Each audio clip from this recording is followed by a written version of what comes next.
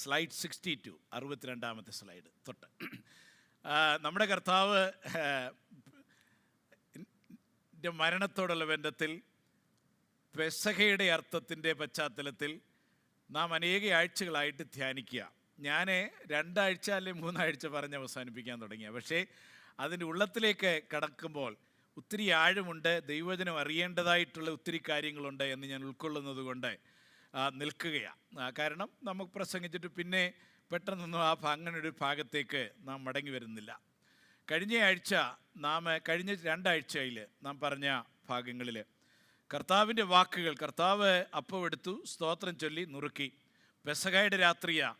ഞാൻ പറഞ്ഞ് നമ്മുടെ കർത്താവ് ഒരു പുതിയ പെസഹ ഇൻസ്റ്റിറ്റ്യൂട്ട് ചെയ്തേക്കുക, സ്ഥാപിച്ചേക്കുക. പഴയത് പിന്നെ കർത്താവ് അത് വേണ്ട എന്ന് പറഞ്ഞിട്ടില്ല, പക്ഷേ ആ രാത്രിയിൽ വേറൊന്ന് കർത്താവ് സ്ഥാപിച്ചിട്ട് അത് ഇസ്രായേൽ ജനത്തിന് മാത്രം അർത്ഥവത്തായിരിക്കുമ്പോൾ തൻ്റെ അനുഗാമികൾക്കെല്ലാം അർത്ഥവത്താകുന്ന വേറൊരു പെസഹ നമ്മുടെ കർത്താവ് ഇൻസ്റ്റിറ്റ്യൂട്ട് ചെയ്യുക, സ്ഥാപിക്കുകയാണ്. അതിൽ കർത്താവ് തൻ്റെ അപ്പം എടുത്തിട്ട് പറഞ്ഞു, ഇതെൻ്റെ ശരീരം, എൻ്റെ ഓർമ്മയ്ക്കായി ചെയ്യുവീൻ. എന്നിട്ട് കർത്താവ് പാനപാത്രം എടുത്ത് ശിഷ്യന്മാർക്ക് കൊടുത്തിട്ട് പറഞ്ഞു, ഇത് എൻ്റെ രക്തത്തിൽ പുതിയ നിയമം, ഇതെൻ്റെ ഓർമ്മയ്ക്കായിട്ട് ചെയ്യുവീൻ. അപ്പോൾ അനുഷ്ഠിക്കുവാൻ, ആചരിക്കുവാൻ നമ്മുടെ കർത്താവ് നമുക്ക് നൽകിയിരിക്കുന്ന ഒന്ന്. അപ്പം ഞാൻ ആ ദിവസങ്ങളിൽ പറഞ്ഞു, ഈ രക്തത്തിൻ്റെ കാര്യം പറഞ്ഞപ്പോഴേ അപ്പത്തിലേക്ക് നമ്മൾ മടങ്ങി വരും. എങ്കിലും ഇന്ന് വരെ ചിലപ്പം വരാൻ സമയം കിട്ടത്തില്ല.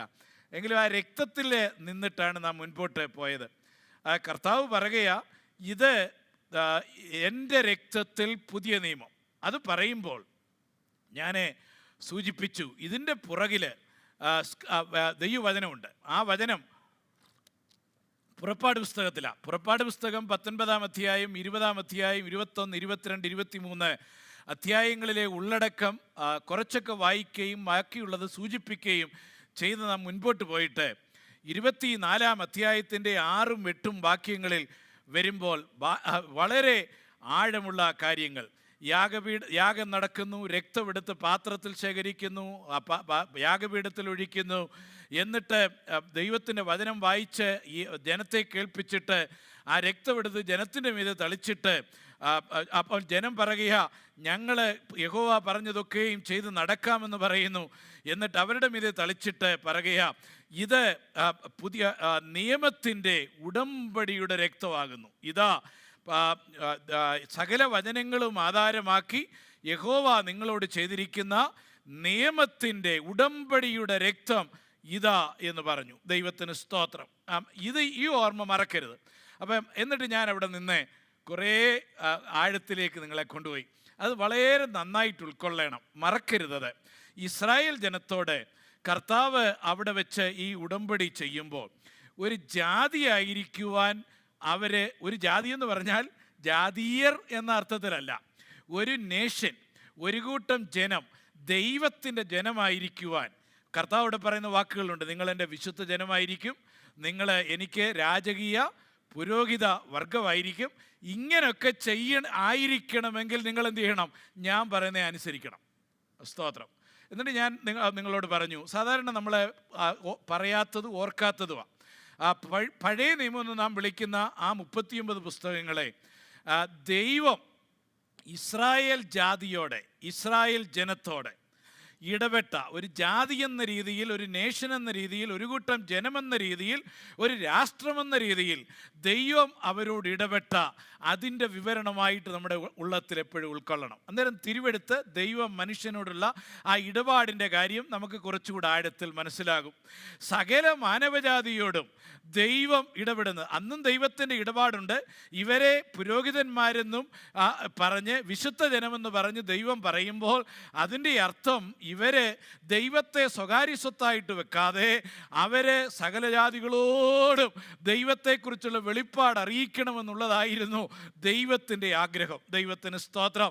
അത് സ്തോത്രം. അബ്രഹാമിനോട് നിന്റെ സന്തതിയിൽ ഭൂമിയിലെ സകല കുടുംബങ്ങളും അനുഗ്രഹിക്കപ്പെടുമെന്ന് പറയുന്ന പറയുന്നതിനകത്ത് അത് അന്തർലീനമായിട്ടുണ്ട്.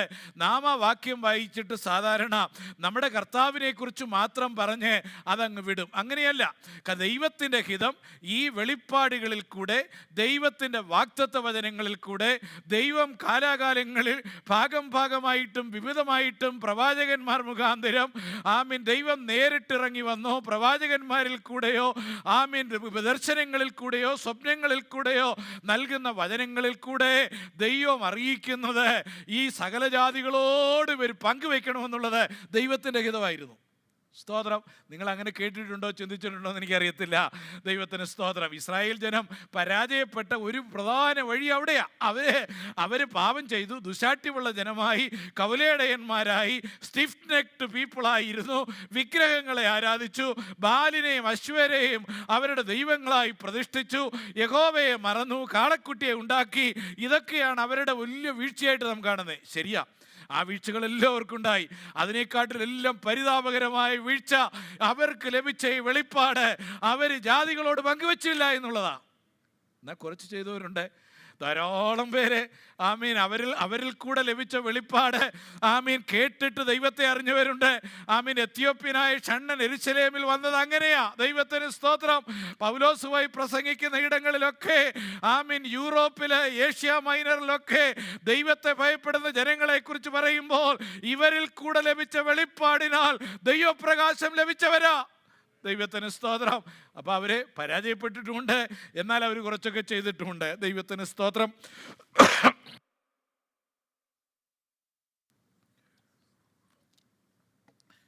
എന്നാൽ പൊതുവായി ആ വചനത്തെ ആകമാനമായി കാണേണ്ടത് ഈ ജനത്തോട് ദൈവം ചെയ്ത ഉടമ്പടി. ദൈവത്തിന് സ്തോത്രം. എന്നാൽ പുതിയ നിയമത്തിൽ വരുമ്പോൾ എബ്രായ ലേഖനം 1-ാം അധ്യായത്തിൻ്റെ ആരംഭഭാരം മറക്കരുത്. കഴിഞ്ഞ ആഴ്ചയും പറഞ്ഞതാ, ഇന്നും ആവർത്തിക്കുന്നു, ഓൾറെഡി സൂചിപ്പിച്ചു. അവിടെ എഴുത്തുകാരൻ പറയുകയാ, ദൈവം പണ്ട് ഭാഗമായിട്ടും വിവിധങ്ങളായിട്ടും നമ്മുടെ പിതാക്കന്മാരോട് സംസാരിച്ചു. എന്നിട്ട് പറയുകയാ, ഈ അന്ത്യകാലം വന്നെത്തിയിരിക്കുന്ന നമുക്കോ. അന്ത്യകാലം എപ്പോൾ തുടങ്ങി?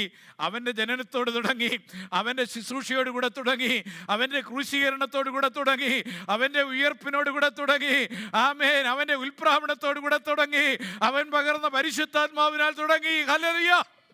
എന്നിട്ട് പത്രോസ് അതുകൊണ്ടാ യോവേൽ നിന്ന് ഉത്തരിച്ചു പറയുന്നേ, ഇതിനെ നിവർത്തിയ എന്ന് അന്ത്യകാലത്ത് സകല ജഡത്തിന്മേലും എൻ്റെ ആത്മാവിനെ പകരും. അപ്പൊ ഈ അന്ത്യകാലം വന്നെത്തിയിരിക്കുന്നത് നമുക്കോ?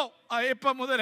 യേശുനാഥൻ്റെ നാൾ മുതൽ, ആ കാലഘട്ടം മുതൽ വന്നെത്തിയിരിക്കുന്നു നമുക്കോ? നമ്മളോടോ ദൈവം ആരിൽ കൂടെ സംസാരിച്ചിരിക്കുന്നു? തൻ്റെ പുത്രൻ മുഖാന്തരം സംസാരിച്ചിരിക്കുന്നു. തത്വത്തിൻ്റെ മുദ്ര, സകല സമ്പൂർണതയും ദേഹരൂപമായി അവനിൽ വസിക്കുന്നു. ഹല്ലേലൂയ. ആ സംസാരം ഇസ്രായേൽ ജാതിയോട് മാത്രമല്ല. ഹല്ലേലൂയ. പോകുവീൻ, ശക്തി പ്രാപിച്ചിട്ട് യെരൂശലേമിൽ വിട്ടിട്ട് യഹൂദ്യയിലും ശമരിയയിലും ഭൂമിയുടെ അറ്റത്തോളവും മലബാറിന്റെ പ്രദേശങ്ങളിലും ചെന്നൈയുടെ പ്രദേശങ്ങളിലും ഗോവൻ തീരങ്ങളിലും പോകുവീനെന്ന് പറഞ്ഞിട്ട് തോമസ് അപ്പോസ്തലനും വന്നു, ബെർത്തലമായും വന്നു. ഹല്ലേലൂയ. പൗലോസ് പോയി, മറ്റുള്ളവർ മറ്റ് അനേക ഇടങ്ങളിലേക്ക് പോയി. എന്തുകൊണ്ട്? പുത്രൻ മുഖാന്തരം ദൈവം നമ്മളോട് സംസാരിച്ചിരിക്കുക. ഹല്ലേലൂയ. അപ്പോഴേ പഴയ നിയമത്തിൽ ഇസ്രായേൽ ജാതിയോടുള്ള ദൈവത്തിൻ്റെ ഇടപാട്, അന്ത്യകാലം എപ്പോൾ തുടങ്ങി? അന്നേരം മുതലേ പൂർണ്ണതയുടെ വെളിപ്പാട് പുത്രൻ മുഖാന്തരം സകല ജാതികളോടും. കർത്താവിന് സ്തോത്രം. അവിടെയാണ് ആളാം പ്രതിയായിട്ടുള്ള രക്ഷയുടെ വെളിപ്പാടിൻ്റെ വലിപ്പം നാം മനസ്സിലാക്കേണ്ടത്. ദൈവത്തിന് സ്തോത്രം. അപ്പം ഇവിടെ ഇത് പുതിയ നിയമത്തിലെ രക്തം എന്ന് കർത്താവ് പറയുമ്പം ആ പഴയ ഉടമ്പടി ഇവരുടെ മനസ്സിൽ കിടക്കുന്നത്, പിന്നെ ഞാൻ ഇരമ്യാവിലെ വായിച്ചല്ലോ, അതിലേക്ക് വീണ്ടും ഞാൻ വരാം. അവരോട് പറഞ്ഞ് അത് അവരുൾക്കൊള്ളണം, അവർ വിചാരിക്കരുത് അതുപോലുള്ള വേറൊരുടമ്പടിയാ ഇതുവെന്ന്. കർത്താവ് അതുകൊണ്ട് പറയുക, അങ്ങനല്ല, നിങ്ങൾ ആ ഉടമ്പടിയുടെ കൂടെ ഇതിനെ കൂട്ടിക്കൊഴിക്കരുത്. പുതിയ ഒരു ഉടമ്പടിയെക്കുറിച്ച് യിരെമ്യാ പ്രവാചകൻ പറഞ്ഞത് നിങ്ങൾ പറഞ്ഞുകൊണ്ട് നടക്കാറുണ്ടല്ലോ, നിങ്ങൾ വായിക്കാറുണ്ടല്ലോ. ദൈവത്തിന് സ്തോത്രം. ആ ഉടമ്പടി അതിനെ ഓർമ്മപ്പെടുത്തിയിട്ട് കർത്താവ് പറയുകയാ, ഇത് എൻ്റെ രക്തത്തിൽ പുതിയ നിയമം. ദൈവത്തിന് സ്തോത്രം. നിങ്ങളൊരു പുതിയ ഉടമ്പടി അതിനെക്കുറിച്ചുള്ള വെളിപ്പാട് പ്രാപിച്ചിട്ട് കർത്താവിന് സ്തോത്രം. അതിനുവേണ്ടി നോക്കി പാർക്കുന്നവരല്ലേ.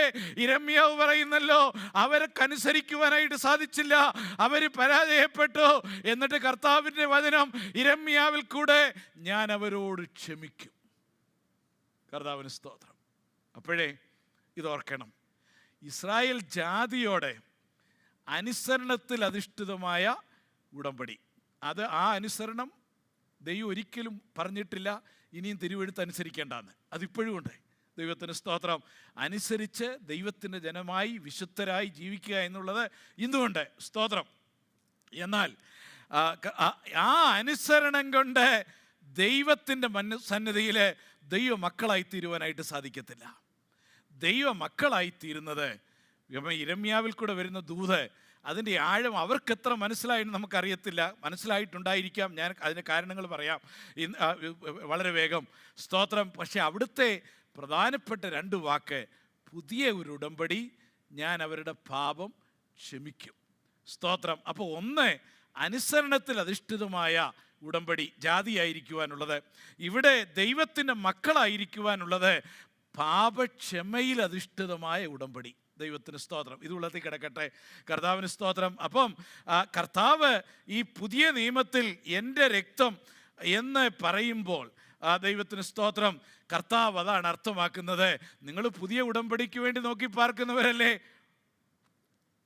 അവിടുത്തെ വചനങ്ങളെ നിങ്ങൾ മറക്കുന്നില്ലല്ലോ. ദൈവത്തിന് സ്തോത്രം. ആ വചനത്തിൽ യിരെമ്യാ പ്രവചനം ത്തിലെ വാക്കുകൾ താഴോട്ട് പോകുമ്പോഴുള്ളത്, യിരെമ്യാ പ്രവചനത്തിൽ പറയുന്നു, അതിന് 34-ാം വാക്യത്തിൽ, ഞാൻ അവരുടെ അകൃത്യം മോചിക്കും. പുറപ്പാട് 31:34, ഞാൻ അവരുടെ അകൃത്യം മോചിക്കും, അല്ലെങ്കിൽ അവരുടെ പാപം ക്ഷമിക്കും, അവരുടെ പാപം ഇനിയും ഓർക്കയില്ല എന്ന് യഹോവയുടെ അരുളപ്പാട്. അതിന് മുമ്പുള്ള വാക്യങ്ങളിൽ, അതിന് തൊട്ട് മുമ്പ് 33, എൻ്റെ പ്രമാണം ഹൃദയങ്ങളിൽ എഴുതും, ഹൃദയത്തിന് രൂപാന്തരം വരും. ദൈവത്തിന് സ്തോത്രം. എന്നിട്ട് ആ ഭാഗം ആരംഭിക്കുന്നത്, ആമേൻ, ഞാൻ ഇസ്രായേൽ ഗ്രഹത്തോടും യഹൂദ്യ ഗ്രഹത്തോടും പുതിയൊരു ഉടമ്പടി ചെയ്യുന്ന നാള്. ഇത് നോക്കി പാർക്കുന്ന ജനമാണ്. സ്തോത്രം. അപ്പോൾ ഇവരെ അവരുടെ പഠനത്തിൽ, അവരുടെ ധ്യാനത്തിലൊക്കെ പറയാറുണ്ട്, ദൈവം ഒരു പുതിയ ഉടമ്പടിയെക്കുറിച്ച് പറഞ്ഞിട്ടുണ്ടല്ലോ. അവിടുത്തെ വലിയ കാര്യം, ദൈവത്തിന് സ്തോത്രം, ആ വലിയ കാര്യമെന്ന് പറയുന്നത്, ആമേൻ, അത് അനുസരണത്തിൽ കൂടെ സാധിക്കാതെ, അത് ആമേൻ ദൈവം നമ്മളോട് ക്ഷമിക്കുന്നതിൽ അധിഷ്ഠിതമാണല്ലോ എന്നുള്ള ആമേൻ ഉൾക്കാഴ്ചയോടുകൂടെ ഇരിക്കുന്ന ജനമായത്. ദൈവത്തിന് സ്തോത്രം. ഇത് പശ്ചാത്തലത്തിലിരിക്കട്ടെ. എന്നിട്ട് നമുക്ക് വ്യക്തിഗത രക്ഷയെക്കുറിച്ച് ചിന്തിക്കാം. ഒരു സ്ലൈഡ് 66. പിന്നെ അവിടെ നിന്നിട്ട് കുറേ, ഇന്നും ഒരു പക്ഷേ അത്രേ സാധിക്കത്തുള്ളൂ. ആളാം പ്രതിയായിട്ട് എങ്ങനെ ആളുകൾ രക്ഷിക്കപ്പെടും? സ്തോത്രം.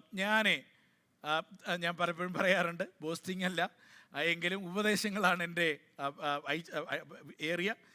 അപ്പം ആളുകളായിട്ട് ചിന്തിക്കുകയും പഠിപ്പിക്കുകയും ഒക്കെ ചെയ്യുന്ന ആളാണ്. എഴുതാൻ സാധിക്കുന്നില്ല. പിന്നെ എന്നാലും നമ്മുടെ കൂട്ടത്തിലെ പഠിപ്പിച്ചവരുടെ കുഴപ്പമാണോ മനസ്സിലാക്കി എൻ്റെ കുഴപ്പമാണോ എന്ന് എനിക്കറിയത്തില്ല. പിന്നെ നമ്മുടെ ഉള്ള പൊതുവായിട്ടുള്ള ചിന്ത, ഇസ്രായേൽ ജനത്തിൻ്റെ കൂട്ടത്തിൽ നിന്നും ദൈവമക്കളായി എല്ലാവരും അനുസരിച്ച് ദൈവമക്കളായവരാണെന്നും. സ്തോത്രം. പുതിയ നിയമകാലത്ത് മാത്രമേ വിശ്വാസത്താൽ രക്ഷയുള്ളൂ എന്നുള്ള ചിന്ത എങ്ങനെയോ നമ്മുടെ സിസ്റ്റത്തിൽ കയറിയിട്ടുണ്ട്. നിങ്ങളിൽ എത്ര പേരുടെ ഉള്ളത്തിൽ അതുണ്ടെന്ന് ഞാൻ ചോദിക്കുന്നില്ല, കൈവെക്കാനും പറയുന്നില്ല. പക്ഷേ എങ്ങനെയോ അതിൻ്റെ ഉത്തരവാദിത്വം പ്രസംഗികൾക്കും ഉപദേശികൾക്കും, ഞാൻ ഉൾപ്പെടെ. കാരണം അത് വ്യക്തമായി വ്യാഖ്യാനിക്കാത്തത് കൊണ്ടാണ്. അപ്പം നമുക്ക് ഇന്നും ഹോപ്പ്ഫുള്ളി ഇന്നിവിടെ അവസാനിപ്പിക്കാം. പിന്നെ അവിടെ നമ്മുടെ ഹൃദയം ഫോക്കസ് ചെയ്തെന്ന് ചിന്തിക്കാം. വ്യക്തിപരമായിട്ടുള്ള രക്ഷ, വ്യക്തിഗത രക്ഷ അല്ലെങ്കിൽ വ്യക്തിപരമായി ദൈവവുമായിട്ടുള്ള ബന്ധം. രക്ഷയെന്ന് പറയുന്നേ അതിന് വിശാലമായ അർത്ഥമുണ്ട്. അതിൻ്റെ അർത്ഥത്തിൻ്റെ അന്തസ്സത്ത പലതാണ്. ഏറ്റവും വലിയ അന്തസ്സത്ത ദൈവം തമ്പുരാനോടുള്ള നല്ല ബന്ധം, അതാ രക്ഷ. കർത്താവിന് സ്തോത്രം. നമുക്കെല്ലാം അറിയാം, എനിക്ക് നിങ്ങൾക്കും ഈ പകൽക്കാലം ദൈവം തമ്പുരാനോടുള്ള ബന്ധം, റിലേഷൻഷിപ്പാണ് നമ്മുടെ രക്ഷ. ദൈവത്തിന് സ്തോത്രം. അത് അനുസരണത്തോടെയാണോ? അനുസരണത്തിലൂടെയാണെന്ന് നമ്മുടെ മനസ്സിൽ കയറിയിട്ടുണ്ട്. ഇപ്പം നമുക്ക് ഓൾറെഡി മനസ്സിലായി അത് അങ്ങനെ അല്ലെന്നാണ് പാസ്റ്റർ പറയുന്നതിൻ്റെ അർത്ഥം. അപ്പോൾ ഈ അനുസരണത്തിലൂടെയാ രക്ഷ എന്നുള്ളത് എവിടെയാണ് നമ്മൾ കാണുന്നത്? ഒറ്റ ഒരിടത്തേ ഉള്ളൂ. Next slide. ഒരിടത്ത് മാത്രമേ ഉള്ളൂ അനുസരിച്ച് ദൈവത്തോട് ബന്ധം കീപ്പ് ചെയ്യാനുള്ള സാധ്യതയെക്കുറിച്ചുള്ള പറഞ്ഞേക്കുന്നത്. ഒറ്റ ഒരിടത്ത്. എവിടെയാണെന്നറിയാം? സ്തോത്രം. ഏദൻ തോട്ടത്തിലെ മനുഷ്യ ജീവിതത്തിൽ. ഏത് കാലത്തിന് മുമ്പ്? വീഴ്ചയ്ക്ക് മുമ്പുള്ള കാലത്ത്. ഞാൻ അവിടുത്തെ വാക്യങ്ങൾ ഇവിടെ ഉദ്ധരിച്ചിട്ടില്ല, എങ്കിലും അറിവുള്ളതാണ്, ചിലത് ഞാൻ പറയാം. കർത്താവ് അവരോട് പറയുകയാ, എല്ലാം ചെയ്ത് അവരെ അവിടെ ആക്കിയിട്ട് കർത്താവ് പറഞ്ഞു, പിന്നെ ഇത് കേട്ടോണമെന്ന് വാക്കില്ല, എങ്കിലും സ്തോത്രം, പിന്നെ അവിടെ അത് അന്തർലീനോ. പക്ഷെ പറയുന്നത്, പിന്നെ നീ ഇത് തിന്നുന്ന നാളിൽ നീ മരിക്കും. തിന്നു കഴിഞ്ഞപ്പോൾ ആദ്യം സംഭവിച്ചേ, അത്രയും നേരം ഒരു കുഴപ്പമില്ലായിരുന്നു, വസ്ത്രവും ഇല്ലായിരുന്നു, സാരിയും ഇല്ലായിരുന്നു, പിന്നെ ഒന്നുമില്ലായിരുന്നു. പക്ഷേ അന്നേരം മനസ്സിലായി വസ്ത്രമില്ലെന്നുള്ളത്. അപ്പം കർത്താവ് വന്നപ്പോഴേ മറിഞ്ഞിരിക്കുക. അപ്പം കർത്താവിൻ്റെ ചോദ്യം, സ്തോത്രം, ഞാൻ പറഞ്ഞ കാര്യം നീ ലംഘിച്ചോ? നീ അത് ഭക്ഷിച്ചോ? ദൈവത്തിന് സ്തോത്രം. അപ്പം അതുവരെ ഈ ലജ്ജ ഫീൽ ചെയ്യുന്നവരെ എന്തോ ഉണ്ടായിരുന്നു? ദൈവം തമ്പുരാനോട് ബന്ധമുണ്ടായിരുന്നു. കർത്താവിന് സ്തോത്രം. ആമേൻ. നഗ്നനാണ്, ഇതുപോലെ ദൈവത്തിൻ്റെ സന്നിധിയിൽ ചെന്ന് നിൽക്കാനൊക്കത്തില്ലെന്നുള്ള ആ വേള ഉണ്ടായ സമയത്ത് ദൈവത്തിന് സ്തോത്രം, ആമേൻ, അവർ ദൈവത്തിൽ നിന്നും അന്യപ്പെട്ടു പോയി. അപ്പം ദൈവത്തെ അനുസരിച്ച് ദൈവമക്കളായി മാനവജാതി എന്ന് പറയുന്നത് ആദാമും ഹവ്വയും മാത്രമേ ഉള്ളൂ. അവരെ നിലനിന്നത്, എക്സിസ്റ്റ് ചെയ്തത് ഈ സമയത്ത് മാത്രമേ ഉള്ളൂ. കർത്താവിന് സ്തോത്രം. ഹല്ലേലൂയ. അത് കഴിഞ്ഞേ ദൈവത്തിന് സ്തോത്രം, പിൻപീട്ടുള്ള ഒരു കാലത്തും, സ്തോത്രം, ഒരു കാലത്തും മനുഷ്യൻ അനുസരിച്ച് ദൈവമക്കളായിട്ടില്ല. ഞാൻ ദൈവവചനം വായിച്ച് കേൾപ്പിക്കാം. ദൈവത്തിന് സ്തോത്രം. എങ്കിൽ അവിടേക്ക് പോകുന്നതിന് മുമ്പേ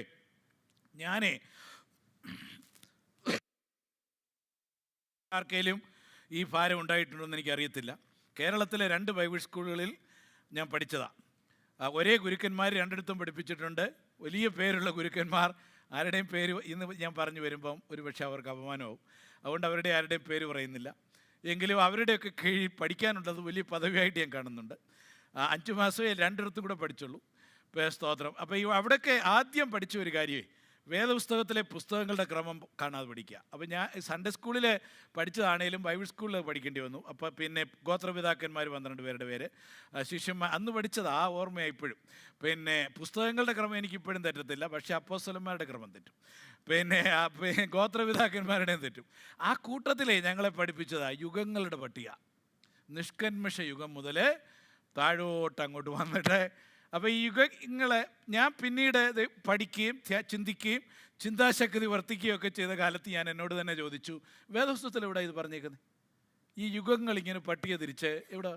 എൻ്റെ വേദപുസ്തകത്തിലെങ്ങുമില്ല, നമ്മുടെ ആരുടെയും വേദപുസ്തകത്തിലില്ല. ആരോ ഒരു വെള്ളക്കാരൻ, ആരോ അല്ല, എനിക്ക് പേരറിയാം, പിന്നെ അദ്ദേഹത്തെ ഒരു ഉപദേഷ്ടാവായിട്ട് വെളിപ്പെട്ടു. അദ്ദേഹം അത് എഴുതിയുണ്ടാക്കിയിട്ട് അതൊരു വലിയ തിയോളജിയായി. അപ്പം നമ്മുടെ ഡാളസ് DTS പോയി പഠിക്കുന്ന നമ്മുടെ പ്രിയപ്പെട്ടവരോട് ക്ഷമയോദിച്ചുകൊണ്ട് നമ്മുടെ പാസ്റ്റർ സാനിൽ ഉൾപ്പെടെ അവിടെ പഠിച്ച, പിന്നെ അദ്ദേഹം ഇപ്പോഴും അവിടെ എൻറോൾ ചെയ്തേക്കുക. അവരോടെല്ലാം എൻ്റെ ക്ഷമ പറഞ്ഞുകൊണ്ട്, അവരുടെ അടിസ്ഥാന പ്രമാണത്തിലൊന്നാ യുഗങ്ങൾ വിശ്വസിക്കണം. യുഗങ്ങൾ വിശ്വസിക്കാത്ത ആളുകൾ അവിടെ അധ്യാപകരായിരിക്കാനൊക്കത്തില്ല. പിന്നെ പഠിക്കുന്ന വിദ്യാർത്ഥികളോട് നിർബന്ധിക്കാറുണ്ടോ എന്ന് എനിക്കറിയത്തില്ല. ഏതായാലും പിന്നെ അവർ ഈ പറയുന്നതെല്ലാം ഉണ്ട്. നിഷ്കന്മഷവുമുണ്ട്, വാഗ്ദത്വമുണ്ട്, കൃപയുണ്ട്, 1000 ആണ്ട് വാഴ്ചയുണ്ട്, പീഡനകാലവും, ഇതെല്ലാം വേദപുസ്തകത്തിലുണ്ട്. പക്ഷെ ഇവർ ഈ പറയുന്നത് പോലെ ദൈവം തമ്പുരാൻ്റെ ആത്മാവ് വേദപുസ്തകത്തിലെങ്ങും യുഗങ്ങളെ തിരിച്ചിട്ടില്ല. എനിക്കറിയാം നിങ്ങൾ പരമ്പരാഗത കേരള ബന്ധിക്കോസി വളർന്നവരാ. ഇത് കഴിയുമ്പോൾ നിങ്ങൾ എന്നെ എന്തൊക്കെ ചെയ്യുമെന്ന് എനിക്കറിയത്തില്ല.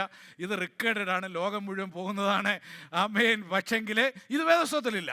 അത് പോട്ടെ.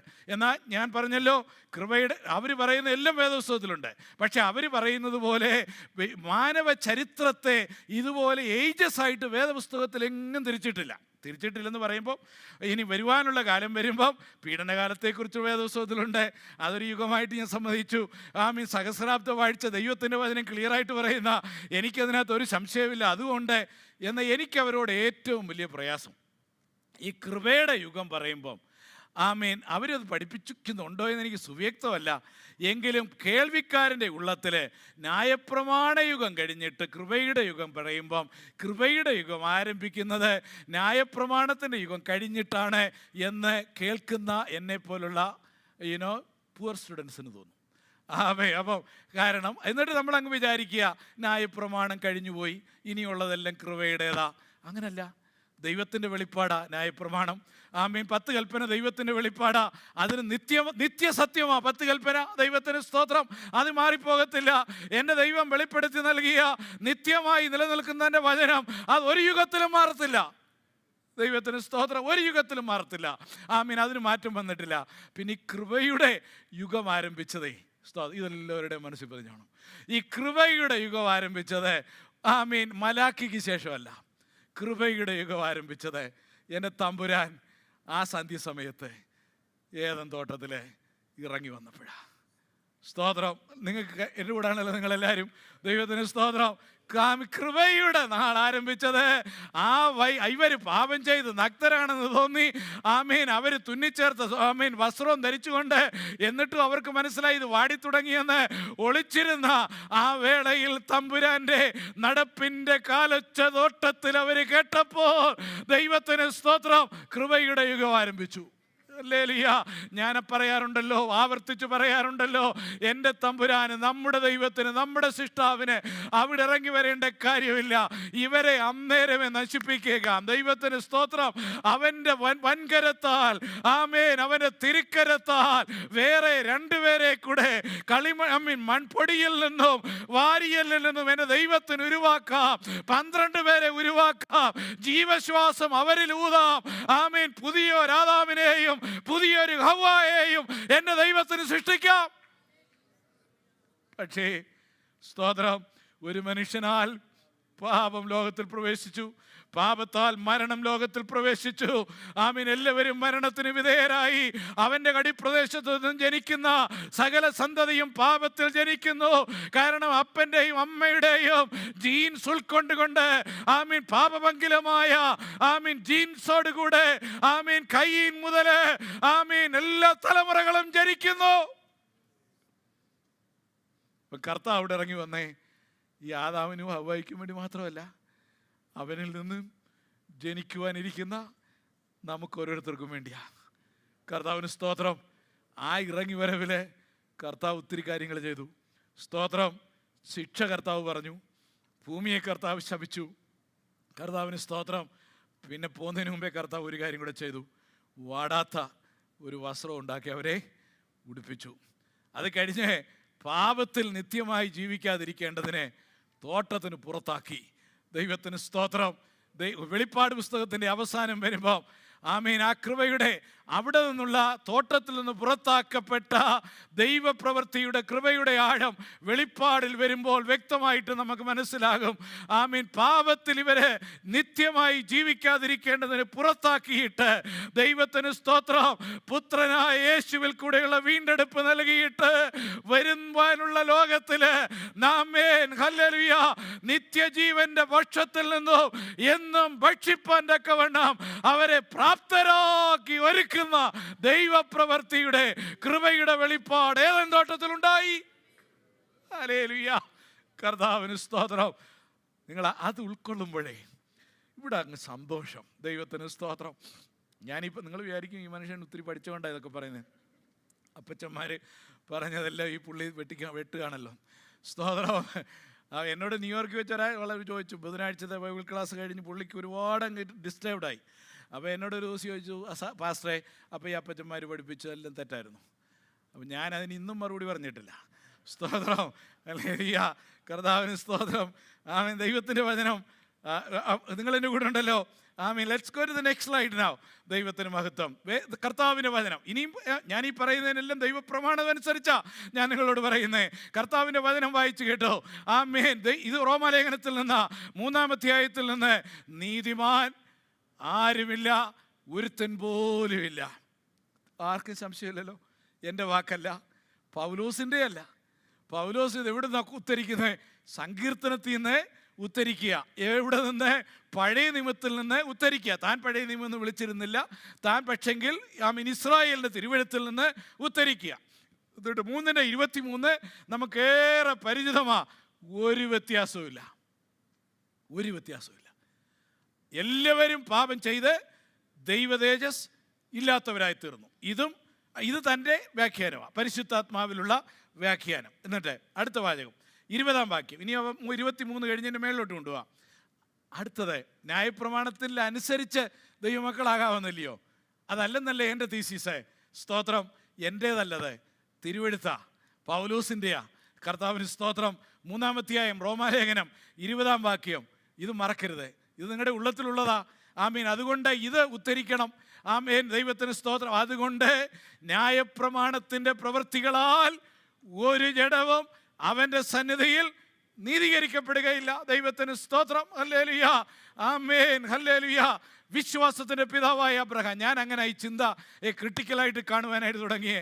ആമീൻ. അബ്രഹാം വിശ്വാസത്തിൻ്റെ പിതാവാണെങ്കിൽ അദ്ദേഹം എങ്ങനെ ന്യായപ്രമാണത്താൽ അല്ലെങ്കിൽ വാഗ്ദത്തത്താൽ ദൈവ പൈതലായി തീർന്നു എന്ന് പറയുന്നത്? ദൈവത്തിന് സ്തോത്രം. താനും കൃപയാൽ മാത്രമായിരിക്കും രക്ഷിക്കപ്പെട്ടത് എന്നുള്ള ചിന്തയോട് ദൈവത്തിൻ്റെ വചനം വായിച്ച് ഉൾക്കൊള്ളുവാൻ എനിക്കിടയായതിനായി ഞാൻ ദൈവത്തിന് സ്തോത്രം ചെയ്യുന്നു. ദൈവവചനത്തിൻ്റെ പ്രമാണം.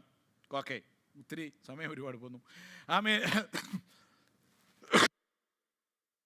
വചനത്തിൻ്റെ പ്രമാണം. ആമീൻ. ദൈവ സന്നിധിയിൽ അനുസരണം കൊണ്ട് ആരും ദൈവമക്കളാകുന്നില്ല. കർത്താവിന് സ്തോത്രം. അനുസരണം കൊണ്ട് ആരും ദൈവമക്കളാകുന്നില്ല. കുറേ അത് കഴിഞ്ഞ് കുറേ വളരെ സ്ട്രോങ് സ്റ്റേറ്റ്മെൻറ്റ്സ് ഉണ്ട്. അത് മുൻപോട്ട് പോകുന്നതനുസരിച്ച് ഞാൻ പറയാം. പിന്നെ ഈ അടുത്ത കുറേ slides, skip 4 slides, go to slide 74. പഴയ നിയമത്തിലെ പഠിപ്പീര്, പഴയ നിയമം നാം വിളിക്കുന്ന ഭാഗം, അവിടുത്തെ പഠിപ്പീരും ഇരമ്യാവിൽ സൂചനയുണ്ട്. പാപക്ഷമയിലൂടെയുള്ള രക്ഷയാ തിരുവെഴുത്തിനെ പഠിപ്പീര്. എവിടെ ആരംഭിച്ചു? ഏദൻ തോട്ടത്തിൽ ആ സന്ധിയിൽ ആരംഭിച്ചു. എന്ത്? പാപക്ഷമ, പാപമോചനം, ഫർഗിവ്നെസ്. കർത്താവിന് സ്തോത്രം. അപ്പം എങ്ങനെയാ ദൈവത്തോട് ബന്ധം സ്ഥാപിക്കുന്നേ? അനുസരിച്ചല്ല, പ്രവൃത്തി ചെയ്തല്ല, അതിൻ്റെ അടിസ്ഥാനത്തിലല്ല, ദൈവം ക്ഷമിക്കുന്നതിലൂടെ ദൈവമായിട്ട് ബന്ധം. ഇതാ തിരുവെഴുത്തിൻ്റെ പഠിപ്പീര്. നിങ്ങൾ വിചാരിക്കും ഓക്കെ കമ്പത്ത്. ഇനിയുള്ളത് ഞാൻ ഓടിച്ച് കുറേ വാക്യങ്ങൾ വായിക്കുക. ലേവ്യ പുസ്തകത്തിൽ നിന്നാണ്. എവിടാ? അനുസരണത്തിൻ്റെ കാര്യങ്ങൾ മാത്രം അങ്ങോട്ട് പറഞ്ഞിരിക്കുന്ന ഭാഗം, യാഗങ്ങളെക്കുറിച്ചുള്ള വിവരണം 4-ാം അധ്യായത്തിൽ നിന്ന് മാത്രം ചില വാക്യങ്ങൾ വായിച്ചിട്ട് ഞാൻ മുൻപോട്ട് പോകാം. നിങ്ങളെൻ്റെ കൂടെ ഉണ്ടെന്ന് എനിക്കറിയാം. 20-ാം വാക്യം, പാപയാഗത്തിനുള്ള കാളയെ അവൻ ചെയ്തതുപോലെ തന്നെ ഈ കാളയെയും ചെയ്യണം, അങ്ങനെ തന്നെ ഇതിനെയും ചെയ്യണം. ഇങ്ങനെ പുരോഹിതൻ അവർക്ക് വേണ്ടി എന്തോ ചെയ്യണം? പ്രായശ്ചിത്തം കഴിക്കണം. മൃഗത്തിൻ്റെ യാഗത്താൽ രക്തം എടുത്ത് അത് തളിച്ചിട്ട്, സ്തോത്രം, എന്നിട്ട് പറയുക, എന്നാൽ അത് അവനോട് ക്ഷമിക്കും. സ്തോത്രം. Hallelujah. They shall be forgiven. ദൈവസ്വീകാര്യത ആമീൻ ക്ഷമയാലോ മനുഷ്യൻ്റെ അനുസരണത്താലോ. സ്തോത്രം. ദൈവം ക്ഷമിക്കുന്നത് കൊണ്ട് യാഗം ഒരു പ്രതീകമാണ്. അത് എബ്രായ എഴുത്തുകാരൻ നല്ലതായിട്ട് തിരുവെഴുത്തിൽ പിന്നീട് വിശദീകരിക്കും എന്ന് നമുക്കറിയാം. അടുത്തത് 26-ാം വാക്യം 4-ന്റെ ലേവ്യ, അതിൻ്റെ മേധസ് ഒക്കെയും അവൻ സമാധാനയാഗത്തിൻ്റെ മേധസ് പോലെ യാഗപീഠത്തിന്മേൽ ദഹിപ്പിക്കണം. ഇങ്ങനെ പുരോഹിതൻ അവൻ്റെ പാപം നിമിത്തം അവന് വേണ്ടി പ്രായശ്ചിത്തം കഴിക്കണം. സ്തോത്രം. അതുകൊണ്ട് അവൻ നീതീകരിക്കപ്പെട്ടോ? ഇല്ല. പ്രായശ്ചിത്തം കഴിച്ചത് കൊണ്ട് അവൻ നീതിമാനായില്ല. എങ്ങനെയാ നീതിമാനാകുന്നേ? എങ്ങനെയാ ദൈവപൈതലാകുന്നേ? എന്നാൽ അത് അവനോട് ക്ഷമിക്കും. ഇത് ഉൾക്കൊള്ളണം. ക്ഷമിക്കപ്പെട്ട് ദൈവ പൈതൽ. 31, അതിൻ്റെ മേധസ്സൊക്കെയും സമാധാനയാഗത്തിൽ നിന്നും മേധസ്സെടുക്കുന്നത് പോലെ എടുത്ത് പുരോഹിതൻ യാഗപീഠത്തിന്മേൽ യഹോവയ്ക്ക് സൗരഭ്യവാസനയായി ദഹിപ്പിക്കണം. ഇങ്ങനെ പുരോഹിതൻ അവന് വേണ്ടി പ്രായശ്ചിത്തം കഴിക്കണം. അവിടെ വാക്യം അവസാനിക്കുന്നില്ല.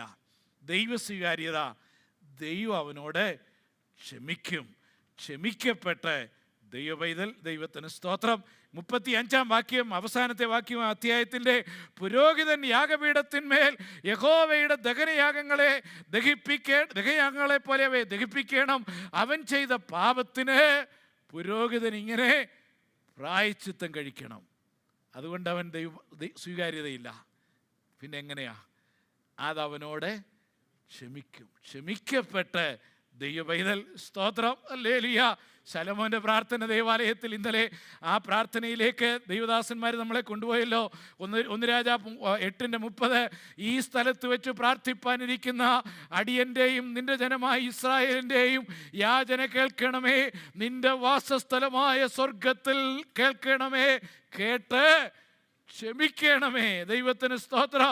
33 വാക്യം, നിന്റെ ജനമായ ഇസ്രായേൽ നിന്നോട് പാപം ചെയ്യുക നിമിത്തം അവർ ശത്രുവിനോട് തോറ്റിട്ട് നിങ്കലേക്ക് തിരിഞ്ഞ് നിന്റെ നാമത്തെ സ്വീകരിച്ചുകൊണ്ട് ഈ ആലയത്തിൽ വെച്ച് നിന്നോട് പ്രാർത്ഥിക്കുകയും യാചിക്കുകയും ചെയ്താൽ നീ സ്വർഗത്തിൽ കേട്ട് നിന്റെ ജനമായ ഇസ്രായേലിൻ്റെ പാപം ക്ഷമിച്ച് അവരുടെ പിതാക്കന്മാർക്ക് കൊടുത്ത ദേശത്തേക്ക് മടക്കി വരുത്തണമേ. എങ്ങനെ പാപം ക്ഷമിച്ച് 35, 36 വാക്യങ്ങളിൽ 36 ഇടയ്ക്കുള്ളത് മാത്രം പറഞ്ഞു ഞാൻ പോകുകയാ. ആമേൻ. ഹൈലൈറ്റ് ചെയ്തിരിക്കുന്നത് നിന്റെ ജനമായ ഇസ്രായേലിൻ്റെയും പാപം ക്ഷമിച്ച്. ദൈവത്തിന് സ്തോത്രം. ഹല്ലേലൂയ. നെഹമ്യാവിൻ്റെ പുസ്തകം പാകിസ്ഥാനിൽ എത്ര കാലം നന്നായി അവിടെ നിന്ന് നമ്മളോട് പ്രസംഗിച്ചു. കർത്താവിന് സ്തോത്രം. എന്നിട്ട് അതിന് 9 അധ്യായം 17 വാക്യത്തിൽ, അനുസരിപ്പാൻ അവർക്ക് മനസ്സിലായിരുന്നു, നീ അവരിൽ ചെയ്ത അത്ഭുതങ്ങളെ അവർ ഓർക്കാതെ ദുശാഠ്യം കാണിച്ച് തങ്ങളുടെ അടിമപ്പാടിലേക്ക് മടങ്ങിപ്പോകത്തക്കവണ്ണം നിങ്ങളുടെ മത്സരത്തിൽ ഒരു തലവനെ നിയമിച്ചു. നീയോ സ്തോത്രം ക്ഷമിപ്പാൻ ഒരുക്കവും കൃപയും കരുണയും ദീർഘക്ഷമയും ദയാസമൃദ്ധിയുമുള്ള ദൈവമാകയാൽ അവരെ കൈവിട്ട് കളഞ്ഞില്ല. സ്തോത്രം. ആദാവും ഹവ്വയും നിത്യതയിൽ കാണുമെന്ന് എൻ്റെ വിശ്വാസം. എബ്രായ ലേഖന എഴുത്തുകാരൻ ഹാബേലിൽ തുടങ്ങിയത് കൊണ്ട് ആദാവും ഹവ്വയ്ക്കും നിത്യത നഷ്ടപ്പെട്ടുവെന്ന് അനുമാനിക്കുന്ന ഒരു പഠിതാവല്ല ഞാൻ. ദൈവത്തിന് സ്തോത്രം. പക്ഷേ ഇത് അവിടെ ആരംഭിച്ചതാ. ദൈവത്തിന് സ്തോത്രം. എങ്ങനെ? നീയോ ക്ഷമിപ്പാൻ ഒരുക്കവും കൃപയും കരുണയും ദീർഘക്ഷമയും ദയാസമൃദ്ധിയുമുള്ള ദൈവമാകയാൽ അവരെ കൈവിട്ട് കളഞ്ഞില്ല. സ്തോത്രം. അത് കർത്താവ് ഏദനിൽ ആരംഭിച്ചതാ. ദൈവത്തിന് സ്തോത്രം. അതുകൊണ്ട് സങ്കീർത്തനക്കാരൻ പറയുക, ഏറ്റവും പരിചിതമായ സങ്കീർത്തനങ്ങളിൽ ഒന്ന് 103 3 വാക്യം 2, 3 വാക്യം, എൻ മനമേ യഹോവയെ വാഴ്ത്തുക, അവൻ്റെ ഉപകാരങ്ങൾ ഒന്നും മറക്കരുത്. ഹല്ലേലൂയ. ഇന്നലെ മിനിഞ്ഞാന്ന് വേറെ നാമത് ഓർത്തു. 3 വാക്യം, അവൻ നിന്റെ അകൃത്യമൊക്കെ മോചിക്കുന്നു. ആരാ ഇത് പറഞ്ഞേക്കുന്നേ? സങ്കീർത്തനക്കാരനാ. ഏത് ഭാഗത്താ? പഴയ നിയമത്തിലാ. ആമീൻ. ദൈവമക്കളാകുന്നത് ദൈവം നമ്മുടെ അകൃത്യം മോചിക്കുന്നത് കൊണ്ട്. യിരെമ്യാവ് 33:8, അവർ എന്നോട് പിഴച്ചതായ സകല അകൃത്യത്തെയും ഞാൻ നീക്കി അവരെ ശുദ്ധീകരിക്കുകയും. സ്തോത്രം. അവർ പാപം ചെയ്ത് എന്നോട് ദ്രോഹിച്ചതായ സകല അകൃത്യങ്ങളെയും മോചിക്കുകയും ചെയ്യും. ദൈവത്തിന് സ്തോത്രം. ഹല്ലേലൂയ. എന്നിട്ട് കഴിഞ്ഞ ആഴ്ച നാം വായിച്ച വാക്യങ്ങൾ, റോമാലേഖനം 2 അധ്യായം 9 വാക്യം വരുമ്പോൾ, പുറമേ യഹൂദനായവൻ യഹൂദനല്ല, യഥാർത്ഥ യഹൂദൻ, യഥാർത്ഥ ദൈവവൈകൻ, ഏദൻ തോട്ടത്തിൽ അനുദപിച്ച ആദാം ഹവ്വ മുതൽ ആരംഭിച്ചിട്ട് ആമീൻ ദൈവത്തിൻ്റെ ക്ഷമയനുഭവിക്കുന്നവരാണ് ദൈവത്തിൻ്റെ പൈതല്. ആമീൻ. ദൈവത്തിന് സ്തോത്രം. 87. എന്നാൽ നമ്മുടെ പൂർവ്വപിതാവായ അബ്രഹാം ജഡപ്രകാരം എന്ത് പ്രാപിച്ചു? കഴിഞ്ഞ ആഴ്ച ഞാൻ വായിച്ച 2 വാക്യം, അബ്രഹാം പ്രവൃത്തിയാൽ നീതീകരിക്കപ്പെട്ടുവെങ്കിൽ അവന് പ്രശംസിപ്പാൻ സംഗതിയുണ്ട്, ദൈവസന്നിധിയിൽ ഇല്ലതാനും. തിരുവെഴുത്തെന്ത് പറയുന്നു? Coir please come. തിരുവെഴുത്തെന്ത് പറയുന്നു? അബ്രഹാം ദൈവത്തെ വിശ്വസിച്ചു. മറക്കരുത് ദൈവമക്കളെ, ആ കൂട്ടത്തിൽ നമുക്ക് പറയാം, മോശ ദൈവത്തെ വിശ്വസിച്ചു, അഹരോൻ ദൈവത്തെ വിശ്വസിച്ചു, മിരിയാം ദൈവത്തെ വിശ്വസിച്ചു, യാക്കോബ് ദൈവത്തെ വിശ്വസിച്ചു, ഇസഹാക്ക് ദൈവത്തെ വിശ്വസിച്ചു, ഹല്ലേലൂയ, ആമേൻ, തേരഹ് ദൈവത്തെ വിശ്വസിച്ചു, ദൈവത്തിന് മഹത്വം, ആമേൻ, നോഹ ദൈവത്തെ വിശ്വസിച്ചു, ആമേൻ, ഹാബേൽ ദൈവത്തെ വിശ്വസിച്ചു, ആമേൻ, ഹല്ലേലൂയ, ആദാം ദൈവത്തെ വിശ്വസിച്ചു. അതവർക്ക് നീതിയായിട്ട് കണക്കിട്ടു. കർത്താവിന് സ്തോത്രം. പുതിയ ഉടമ്പടി അവരിൽ ആരംഭിച്ചതാ. സ്തോത്രം. 4-ാം വാക്യം, പ്രവർത്തിക്കുന്നവന് കൂലി കണക്കിടുന്നത് കടമായിട്ടാ, കൃപയായിട്ടല്ല.